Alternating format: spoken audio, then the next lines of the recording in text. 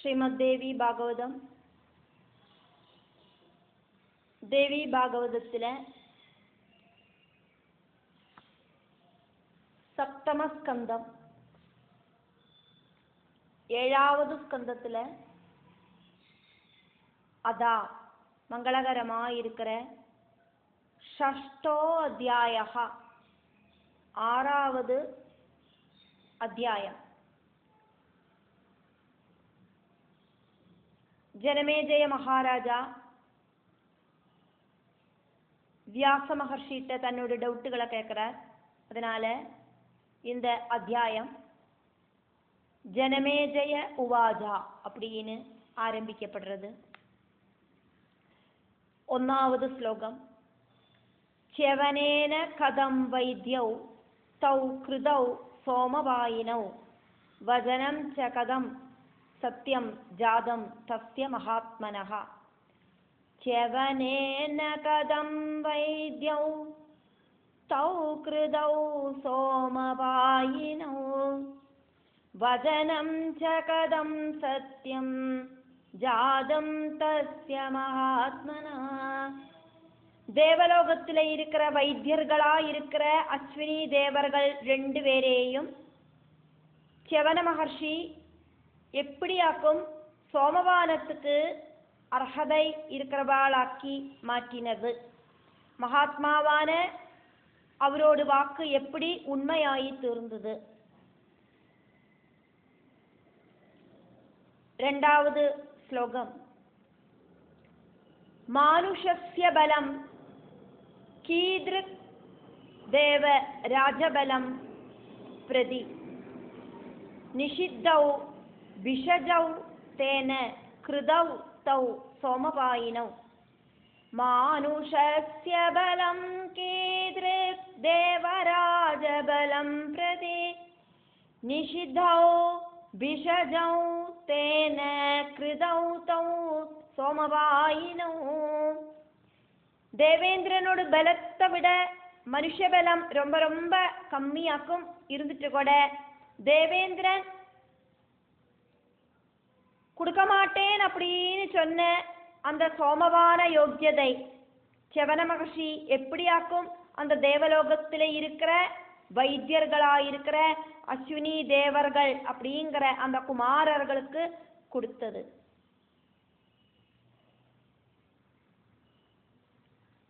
மனுஷாளோடு பலம் அப்படிங்கிறது தேவர்களோடு பலத்தை விட ரொம்ப ரொம்ப கம்மி.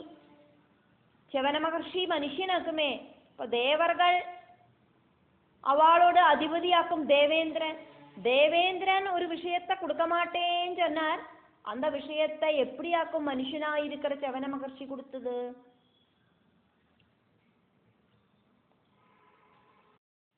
3வது ஸ்லோகம்.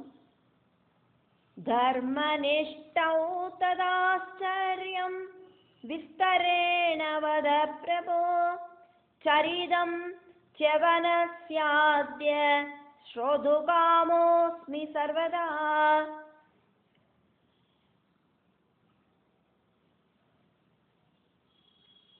അവ 2 പേരും ധർമ്മിഷ്ഠர்களாக்குமே. ஆச்சரியகரமான அந்த கதை இப்போ டீட்டெயில் ஆயிட்டு சொல்லி தாருங்கோ. எனக்கு அந்த ச்யவனனோட கதை இனியும் கேட்கறதுக்கான ஆக்ரகம் இருக்கு.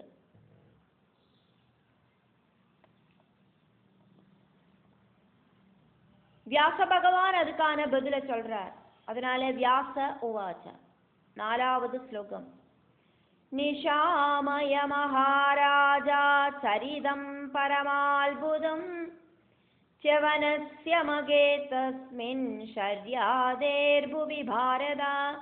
மகாராஜாவே, ஜனமேஜய மகாராஜாவே, ஷர்யாதி இந்த பூமியில வச்சு நடத்தின அக்னிஷ்டோமத்தில் ச்யவனன் செஞ்ச ஆச்சரியகரமான விஷயங்களை நான் சொல்லறேன், நீங்கள் கேட்டுக்கோங்க. 5வது ஸ்லோகம். சுகன்யாம் சுந்தரீம் பிராப்ய ச்யவன சுரசன்னிபா விஜஹார பிரசன்னாத்மா தேவகன்யாமிவாபரா. தேவர்களுக்கு ஈக்குவலாயிருக்கிற செவனன் அழகியாயிருக்கிற சுகன்யையோடு கூடிட்டு சந்தோஷத்தோடு கூடிட்டு வாழ்ந்தார். எப்படி அப்படின்னா, இந்திராணி அப்படிங்கிற மனைவியோடு கூடிட்டு தேவேந்திரன் எப்படி சந்தோஷத்தோடு கூடி வாழறாரோ அதே மாதிரி. 6வது ஸ்லோகம். கதாசித் அதசர்யாதி பார்யா சிந்தா துராபிருஷம் பதிம் பிராஹவே பமானா வதனம் ருததி பிரியா. ஒரு நாளைக்கு சரியாதியோடு பிரியா பத்னி சிந்தனையோடு கூடிட்டு கண்ணுல தண்ணி விட்டுண்டு வாக்குகளெல்லாம் இடறிண்டு கணவர்கிட்ட இப்படி சொன்னான். 7வது ஸ்லோகம். ராஜபுத்ரி த்வயா தத்தா முனயேந்தாய கானனே முனயே அந்தாய கானனே மிருதா ஜீவதி வாசாது திரஷ்டவ்யா சர்வதா த்வயா. வனத்துல கண்ணு காணாம இருக்கிற முனிக்கு நீங்கள் ராஜகுமாரியை திருமணம் பண்ணி கொடுத்தேளே, அவ சுகமா வாழ்ந்துட்டு இருக்காளா, இப்போ உயிரோடையே இல்லையா, இப்படின்னு எல்லாம் இருக்கிற விஷயங்களை நீங்கள் ஒன்று அன்வேஷிச்சு தெரிஞ்சுக்கணும். 8வது ஸ்லோகம். கச்சநாதா முனேஸ்தாவாதாஸ்ரமம் திரஷ்டுமாதராத் கிம் கரோதி சுகன்யா சா பிராப்ய நாதம் ததாவிதம். நாதா கனவா முனியோட ஆசிரமத்துக்கு போய் ഒന്ന് பார்த்துட்டு வாங்கோம். நம்மளோட புத்திரியாயிருக்கிற சுகன்யை கண்ணு காணாத்த கணவரோடு கூடிட்டு எப்படி வாழறார் அப்படின்னு ஒன்று பாருங்கோ. 9வது ஸ்லோகம். புத்ரி துக்கேன ராஜர்ஷே தக்தாஸ்மி சர்வதா ஹிருதி தாமானய விசாலாட்சீம் தபச்சாமாமதந்திகே. ராஜசிரேஷ்டா, புத்ரி துக்கத்தால என்னோட மனசு மீறி புகையறது. தபசால ரொம்ப ரொம்ப டயர்டாயிட்டு போன அழகாயிருக்கிற என்னோட புத்திரியோடு பக்கத்துக்கு என்ன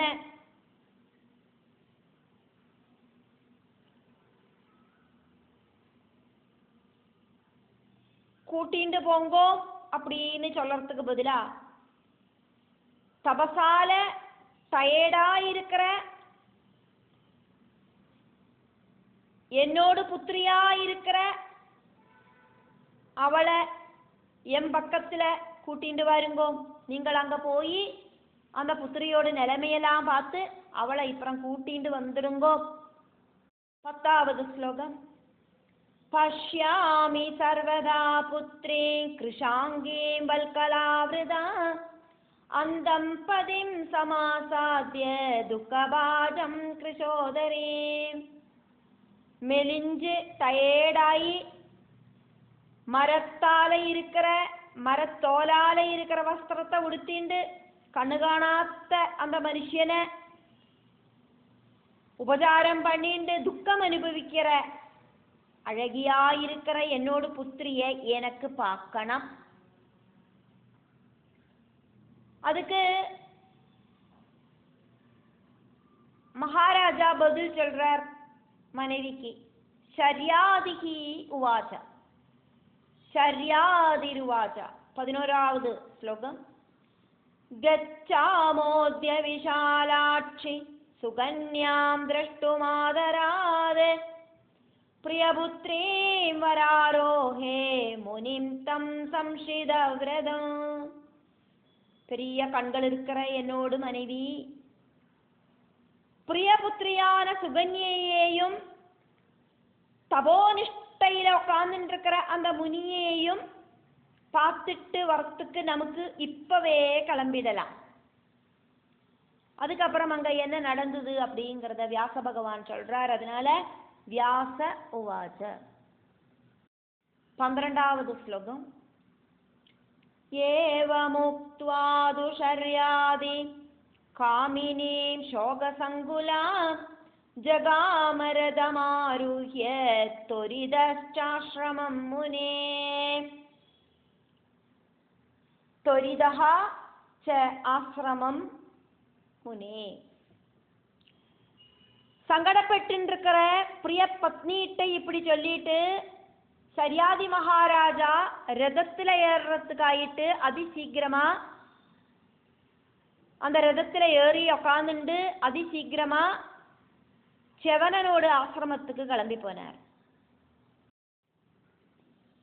13வது ஸ்லோகம். கத்வாஶ்ரம சமீபேது தமவஷ்யன்னு மஹீபதே.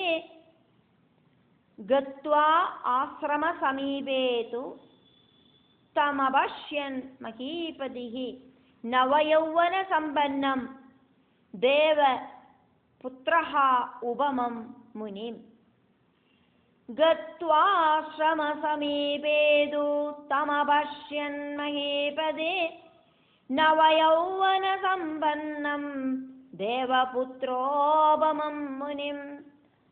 ஆசிரமத்துக்கு பக்கத்துல வந்து சேர்ந்த ராஜா நவ யௌவனத்துல இருக்கிற தேவனுக்கு துல்லியனாயிருக்கிற மகர்ஷிய அங்க பார்த்தார்.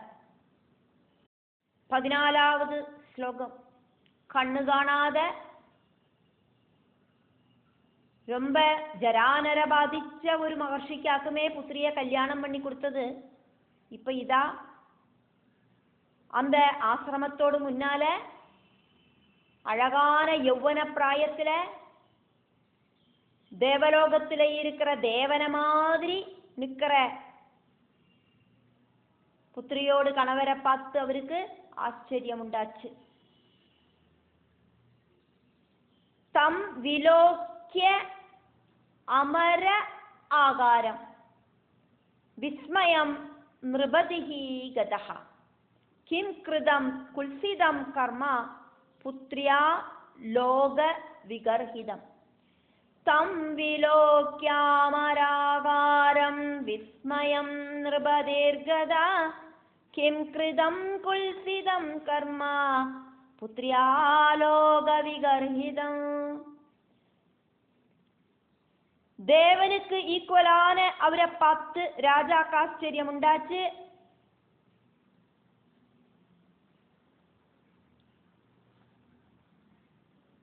உலகம் நிந்திக்கிற நிஷித்த கர்மமாக்குமோ புத்திரி செஞ்சிருக்கா அப்படின்னு அவருக்கு ஒரு டவுட் வருது. வயசான ஜரானர பாதிச்ச ஒருத்தருக்காக்குமே கண்ணு காணாத்த ஒருத்தருக்காக்குமே கல்யாணம் பண்ணி கொடுத்தது. இப்படாக்குமே நான் ஆசிரமத்துக்கு முன்னால ஒரு யுவாவு நின்று இருக்கேன்.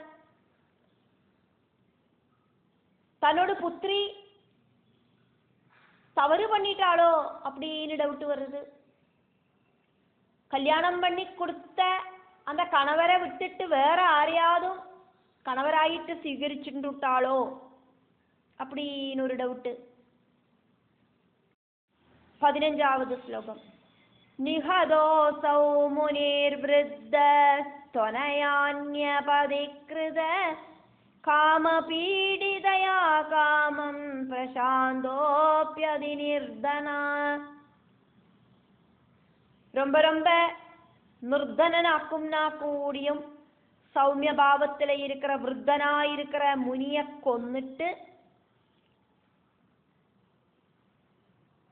காமத்துக்கு அடிபணிஞ்ச என்னோடு புத்திரி இன்னொருத்தனை கணவராக்கி സ്വീകരിച്ചിട്ടാளோ. 16வது ஸ்லோகம். துஸ்ஸஹோயம் புஷ்பதன்வா துஸ்ஸஹ அயம் புஷ்பதன்வா விசேஷேன ச யௌவனே குலே கலங்கஹ சுமஹான் அனயா மானவே கிருதஹ.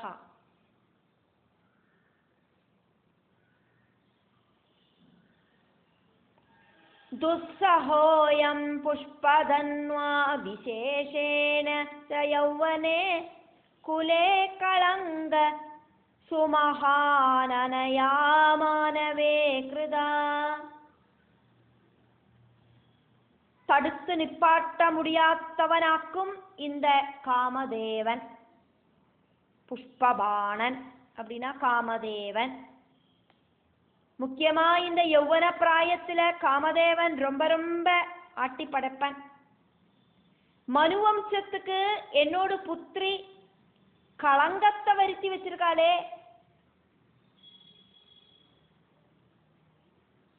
நான் திருமணம் பண்ணி கொடுத்த அந்த இவளோடு கணவர் இப்ப எங்க? இப்போ இந்த ஆசிரமத்தோடு முன்னால இன்னொருத்தன் அல்லவோ நின்று இருக்கான். 17வது ஸ்லோகம். திக்தஸ்ய ஜீவிதம் லோகே யஸ்ய புத்ரீஹி குல்சிதா சர்வபாவைஸ்து துக்காய புத்ரீ பவதி தேஹினாம். பொறுக்க முடியாத தவறாக்கும் என்னோட புத்திரி செஞ்சிருக்கா. இப்படி நிந்தியா இருக்கிற புத்திரி இருக்கிறவனோடு ஜீவிதம் ரொம்ப கஷ்டம். இப்படி ஒரு புத்திரியாக்குமே எனக்கு பிறந்தது, இவளோடு அப்பாவான என்னோடு வாழ்க்கை அப்படிங்கிறது ரொம்ப கஷ்டம்தான். மனுஷாளுக்கு துக்கிக்கிறதுக்கு ஆயிட்டு சர்வ பாபங்களோடும் கூடிட்டு புத்திரி ரூபத்தில் ஜனிக்கிறது அப்படின்னெல்லாம் அந்த ராஜா திட்டி தீர்த்தார் மனசுக்குள்ள. 18வது ஸ்லோகம். மயா து அனுஜிதம் மயா த்வனுஜிதம் கர்ம கிருதம் ஸ்வார்த்தஸ்ய சித்தயே விருத்தாயாந்தாய யாதத்தா புத்ரி சர்வாத்மனாகில. நான் என்னோடு செல்ஃபிஷாயிட்டு பிரவர்த்திச்சேன். நான் என்னோடு സ്വാർത്ഥ താല്പര്യத்துக்கு വേണ്ടിയിട്ട് അനുയോജ്യமான കർമ്മവാക്കും செஞ்சேன். വയസ്സാന കണ്ണു കാണാത്ത ഒരുത്തനുக்கு പുത്രിയെ കന്യാദാനം பண்ணி கொடுத்தேன். அது நான் இந்த ராஜ்யத்துக்காக செஞ்ச நன்மையாக்கும். മനഃപൂർവമായിട്ടാക്കും ഞാനത് செஞ்சேன். 19வது ஸ்லோகம். கன்யாயோக்யாய தாதவ்யா பித்ரா சர்வாத்மனாகில தாத்ருஷம் ஹி பலம் பிராப்தம் யாத்ருஷம் வை கிருதம் மயா. அப்பா புத்திரிய பூர்ண மனசோடு கூடிட்டு யோக்கியனான வரனுக்கு திருமணம் பண்ணி கொடுக்கணும். நான் யோக்கியனான ஒருத்தருக்கு என்னோட புத்திரிய திருமணம் பண்ணி கொடுக்காததாலேயாக்கும் நான் செஞ்சதுக்கான அந்த ஒரு பலனை நான் இப்போ அனுபவிக்கிறேன். யௌவன பிராயத்துல அதிசுந்தரியாயிருக்கிற என்னோட புத்திரிய கண்ணு காணாத ஜரானர பாதிச்ச ஒருத்தருக்கு கன்யாதானம் பண்ணி கொடுத்தது நான் செஞ்ச தவறுதான். அதனோடு பலனாக்கம் இப்ப அனுபவிக்கிறேன். 20வது ஸ்லோகம். ஹன்மி சேதத்யதனயா சுஷீலாம் பாவகாரிணி ஸ்திரீஹத்யா துஸ்தராஸ்யான்மே ததா புத்ரியா விசேஷதா. துஷ்சீலையா இருக்கிறவளாக்கும் இப்ப என்னோட புத்திரி. அவளோட கேரக்டர் ரொம்ப ரொம்ப மோசமாயிடுத்து. பாபம் செஞ்சிட்டா. இந்த புத்திரியை இப்ப நான் கொல்லறதுனால பரிகாரமே இல்லாத ஸ்திரீஹத்யா பாபமாக்கும் எனக்கு கிடைக்கும். முக்கியமா புத்திரிய கொன்னானா உள்ள பாபம் அப்படிங்கிறது ரொம்ப ஜாஸ்தியாக்கும். எனக்கு இவகிட்ட இருக்கிற கோபம் இப்படி ரொம்ப ஜாஸ்தியா இருக்கு, கொல்ல தோணுறது